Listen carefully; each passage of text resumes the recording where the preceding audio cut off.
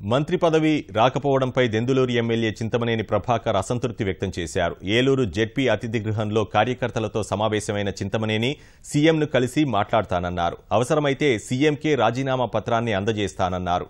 కార్యకర్తలకు మచ్చ తెచ్చేలా వ్యవహరించనని అన్నారు. ఈరోజు మీ డబ్బులతో గెలిచాను, మీ ఓట్లతో గెలిచాను, మీ ఆస్తుల ముగ్గురు నన్ను నిలబెట్టారు. కానీ ఇవి ఉన్నటువంటి ఈ రాజకీయ సమీకరణాల దృష్ట్యా శాసనసభ్యుడిగా కొనసాగుదామని అనుకోవట్లేదు. గౌరవ ముఖ్యమంత్రి గారిని, రాష్ట్ర పార్టీ అధ్యక్షులు వారికి తెలియపరిచి నా రాజీనామా లేఖని ఆయనకే స్వయంగా ఇద్దామని అనుకుంటున్నాను. రాజకీయాల్లో నేను కొనసాగలేను. అందులో ఈ పార్టీలో, ఈ ప్రభుత్వంలో కూడా నేను కొనసాగేటువంటి పరిస్థితి నాకు కనపడట్లేదు. నేను చిన్నపుచ్చుకుంటున్నా. ఎందుకంటే నాకు పదవి ఉన్నందుకు కాదు, మీకు నాకు మచ్చ తెచ్చుకునేటువంటి పనిని నేను చేయడం కూడా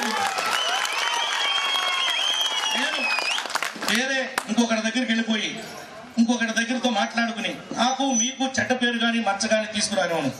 అవసరమైతే కొత్త